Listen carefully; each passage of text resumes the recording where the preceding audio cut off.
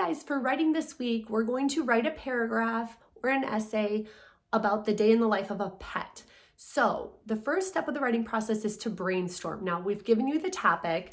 So the day in the life of a pet. Now what you're gonna have to do, I like to brainstorm with a word web. What you're gonna have to do is decide what pet you're gonna pretend you are. So you're going to actually write as the point of view of your pet. So a day in the life of pet. I know that there's some movies that you can, that you've seen that, but think about a pet. If you have a dog, think about how that dog, where does that dog sleep? Where does that dog lay? Where does the dog eat? Think of where the dog goes in the house. So a dog, whether it's a big dog or a little dog, is going to see different things than you do. So I'm standing and I see on top of the table, but if I'm a dog and I'm standing, I'm not seeing on top of the table unless I jump up, right? So you want to think of you want to get from their perspective, a dog, a cat, maybe you have a fish and a fish is in a fish bowl. So only thing the fish sees is whatever it could see from that bowl. So you want to think of whatever pet you have, and you want to think about where that pet lives, what room the pet is in, if it stays in one room. Maybe you have a turtle and maybe your turtle just stays in a tank and maybe that tank's on top of your dresser.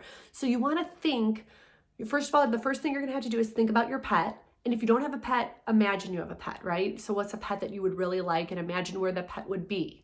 So I don't have a pet, but I'm going to imagine when I used to have a pet. So when I was growing up, we had a dog. His name was Gizmo, so I'm going to pretend I'm this dog Gizmo, okay? So Gizmo was little. He was a little dog, so he did not see things that were up tall. The only thing he saw up tall was if you got picked up, right? So everything he's always looking, so I'm going to think of all the perspective he has. So he always just sees the legs of chairs and tables. Chairs and tables. His bed was in the kitchen, so he had like a pillow bed in kitchen. He always, like every time the door opened, he ran out the door. So he always ran, he never really ran away. He always came back, but he always wanted to run and be loose. So ran, he was always on the loose.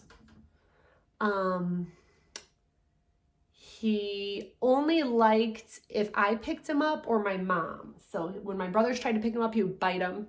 So he liked me, he liked my mom. He kind of was a dog that just had a big attitude. He had a bad attitude. He did his own thing. He didn't listen. So I'm trying to remember all these things about my dog and how it's going to help me write a paragraph or an essay about a day in the life of my pet. So what else was he like? He kind of had a pinched face. He had a smushed face. That was the kind of dog he was. So he was kind of like, he always looked like he was growling. Like, He just always looked like he had a scowl.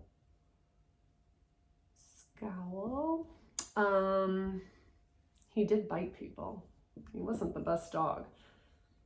So I'm just coming up with ideas about my dog. And this is my brainstorming. So then I can take this and I can turn it into a paragraph. And that's what we're going to progress to do this whole week. But first I wanted to think of which animal I was pretending to be and all the things I can think of. Now, all these things I might not use, but I'm going to put as much stuff down as I can think of for my pet to help me write my paragraph. Okay, so hopefully this was useful. So your first step is to brainstorm. If you do not have a pet, think of somebody else who know their pet, or imagine you had a pet. So this is what you're gonna do today this week for your assignment. So get started on this brainstorm today, and there you go. You can also go on iExcel and under